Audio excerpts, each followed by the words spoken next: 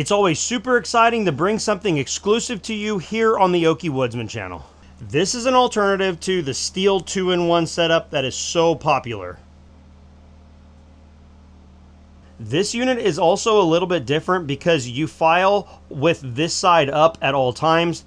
This is the back side. You'll notice that both files are hanging below the file.